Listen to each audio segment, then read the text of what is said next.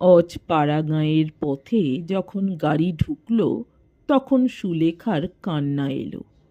এই সে কলকাতায় স্কুলে কলেজে পড়েছিল, এই পাড়াগাঁয়ে শ্বশুরবাড়ি হবে, যত অশিক্ষিতাদের মাঝখানে দিন কাটাতে হবে।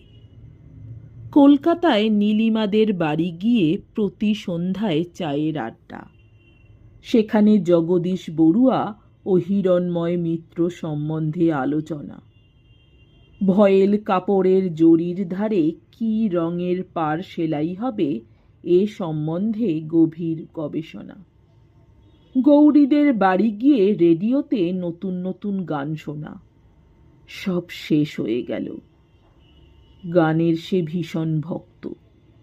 ভালো গান শুনতে পেলে আর কিছু সে চায় না। এসবের পরিণতি? এই জন্যে কাকা তাকে স্কুলে দিয়েছিলেন? না দিলেও পারতেন, আরও অল্প বয়সে বিয়ে দিলেও চলত, তার চোখ ফোটবার আগেই। কথাটা সে কাউকে বলতেও পারলে না।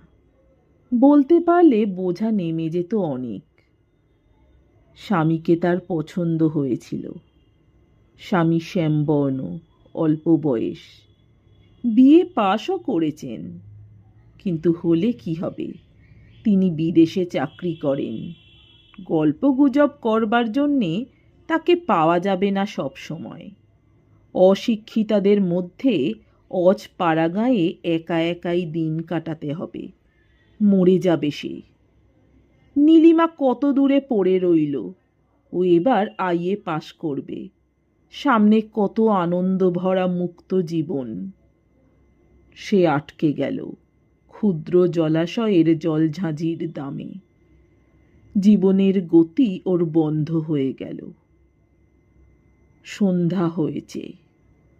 একটি জীর্ণ একতলা বাড়ির সামনে ওদের গাড়ি এসে পৌঁছল। কতকগুলো প্রাচীনা, কতকগুলো পাড়াগেঁয়ে বউ। তাদের মুখে চোখে না আছে বুদ্ধির দীপ্তি, না আছে কিছু।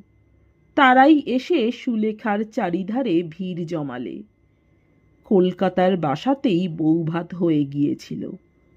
কোনো আচার অনুষ্ঠান বাকি ছিল না। থাকলে আরও বিরক্তিকর হয়ে উঠত ব্যাপারটা। স্বামীর ছুটি নেই। তিনি তাকে পৈতৃক বাড়িতে প্রাচীনাদের হাতে পৌঁছে দিয়েই সরে পড়লেন। মিলিটারি চাকরি, বিশেষ ছুটি ছাটা নেই। যদি সময় পান পুজোর সময় আসবেন বলে গেলেন।